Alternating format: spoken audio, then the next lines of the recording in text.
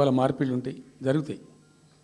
కానీ ఎంత తెలుగు తక్కువ దద్దమ్మ ప్రభుత్వం వచ్చినా, నెక్స్ట్ సక్సెసివ్ గవర్నమెంట్ ఎవరు వచ్చినా రాష్ట్ర ప్రయోజనం కదా ఒక ప్రాజెక్ట్ అంటే.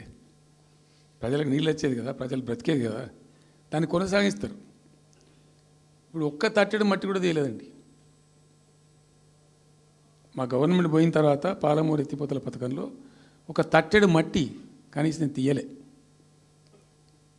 మరి దాన్ని ఎందుకు అబాండన్ చేసినరో, దాని వెనకేం ఉద్దేశం ఉందో, ఇంత నిష్క్రియాపరత్వం ఏంది, ఇంత దారుణమైంది.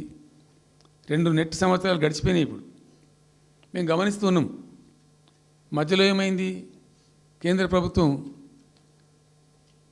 ప్రభుత్వంతో తమాషా. బీజేపీ మొదటి నుంచి మాకు తెలంగాణకు శని అయింది. అది కేంద్ర ప్రభుత్వం ప్రతిదాన్ని వ్యతిరేకించడమే. ప్రతిదానిగా చంద్రబాబు ఎన్డీఏలో చేరడం, ఆయన మాటలు పట్టుకొని వ్యతిరేకించడం, అడ్డంగా ఇష్టం వచ్చిన పద్ధతిలో. మేము బాగా కొట్టాను. మేము ఉన్న రోజులు అనేకమైనటువంటి పోరాటాలు చేసి దాన్ని ఎప్పటికప్పుడు సాధించుకున్నాం. అనుమతులు కానీ ఇంకోటి కానీ మొత్తం 9-10 అవసరం పడతాయి. అందులో 6 అనుమతులు ఆల్రెడీ వచ్చేసినాయి. Main environmental impact, environment assessment కమిటీది అదే మెయిన్ అసలు ప్రాజెక్టుకు లైఫ్ లైన్. దాని మొత్తం అనుమతులు వచ్చేసినాయి. దాని తర్వాత మిగిలిన అనుమతులన్నీ లాంఛనమే, ఇక ఇచ్చేయాల్సిందే. అది ఇచ్చిందంటే అటువంటి అతి ముఖ్యమైనటువంటి అనుమతి కూడా తెచ్చినాం. అన్నీ తెచ్చినాం. అన్నీ వచ్చిన తర్వాత కేంద్ర ప్రభుత్వం మన చంద్రబాబు నాయుడు ఎంపీలు అవసరం ఉంది కదా అక్కడ వాళ్ళకు. ఇప్పుడు ఇద్దరు ఎంపీలు అవసరం కదా, నితీష్ కుమార్, చంద్రబాబు నాయుడు. దానికోసం బీజేపీ ఎంతకైనా దిగజారుతుంది. ఆడ ప్రభుత్వం నిలబెట్టుకోవాలి కాబట్టి ఎంతకైనా దిగజారి ఆయన మాట పట్టుకొని డిపిఆర్ను వాపసు పంపించారండి. మేము ఉన్న రోజులు రాలే డిపిఆర్ వాపసు. అనుమతులు తెచ్చిన ఉల్టా మేము. ఇంకా డిపిఆర్ వాపసు వస్తే భూమి ఆకాశం ఒకటి చేయాలా రాష్ట్ర ప్రభుత్వం. ఎంత లొల్లి చేయాలా, ఎంత హడావుడి చేయాలా. ఆల్ పార్టీ డెలిగేషన్ తీసుకుపోవాలి. అవసరం వస్తే మేము వడ్లు కొనకపోతే పోయి ఢిల్లీలో ధర్నా చేసినామండి. మేము అప్పుడు మా గవర్నమెంట్ ఉన్నప్పుడు రైతులు పండించిన పంట కొనకపోతే యావత్తు ఎమ్మెల్యేలు, క్యాబినెట్ అందరం పోయి ఢిల్లీలో ధర్నా చేసి కేంద్ర ప్రభుత్వం మెడలు వంచినాం. మేము 80 లక్షల టన్నులు మనకి తీసుకుంటామనేటువంటి ఒప్పందం మీద సంతకం చేయించుకొని వచ్చినాం.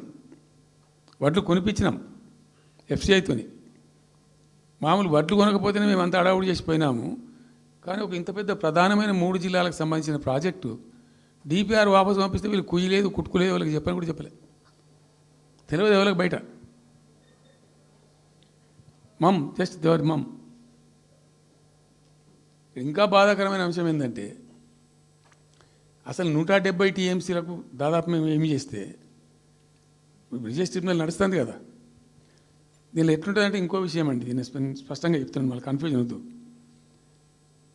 దేశంలో ఒక కొత్త రాష్ట్రం ఏర్పడితే దానికి కొన్ని సంక్రమణలు ఉంటాయి. నీళ్ళెన్ని రావాలి, బలాన్ని ఎంత రావాలి, ఫలాన్ని ఎంత రావాలి అని కొన్ని సంక్రమిస్తాయి ఆటోమేటిక్గా. అది ఎస్ఆర్సి యాక్ట్.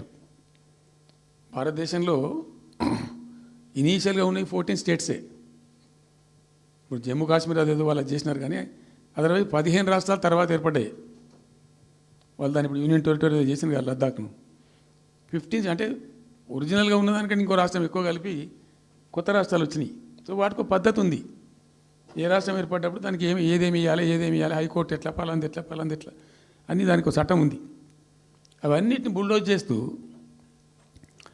ఇక్కడ ఇయ్యలే. నీళ్ళు ఎన్ని రావాలా, ఫస్ట్ ఛాయిస్ వాళ్ళకి ఇస్తారంటే ఆ రాష్ట్రాలకు ఇస్తారు. ఏ రాష్ట్రాలు అయితే విడిపోయినాయో మీరు మ్యూచువల్ అండర్స్టాండింగ్లో చేసుకోండి అని ఇస్తారు. ఇక్కడ పొసిగే కార్యక్రమం కాదు.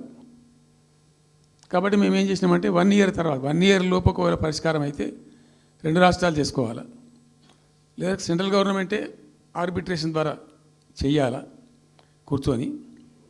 చేయనప్పుడు ఏం చేయాలంటే సుప్రీంకోర్టుకు పోవాలి. మేము 1 ఇయర్ తర్వాత కేంద్ర ప్రభుత్వానికి అప్పీల్ చేసినాం. సెక్షన్ 3 వేయండి, మాకు కృష్ణా జలాల పునఃపంపిణీ చేయండి. చేస్తే దాన్ని వాళ్ళు ఖాతరు చేయాలి. మేము సుప్రీంకోర్టుకు పోయినాం. సుప్రీంకోర్టు కోపానికి వచ్చింది కేంద్ర ప్రభుత్వం మీద కూడా. ఒక రాష్ట్రం అంటూ ఏర్పడ్డప్పుడు యాక్ట్ ప్రకారం, పార్లమెంట్ యాక్ట్ ప్రకారం వాళ్ళకి రావాల్సిన అన్నీ రావాలి కదా. మరి ఇది కూడా వాళ్ళకి ఏదో తేల్చండి, మీరు తెలుస్తారా లేదంటే అప్పుడు ఆ మంత్రి, ఆయన పేరు షెకావత్ ఉండే కదా, గజేంద్ర సింగ్ షెకావత్, నేను ఢిల్లీ పోయినప్పుడు నన్ను రిక్వెస్ట్ చేసిన ఆయన, బాయ్ సాబ్ మాకు కూడా ఇబ్బంది అవుతుంది, మీరు అది విత్డ్రా చేసుకోండి సుప్రీంకోర్టులో కేసు, మేము సెక్షన్ 3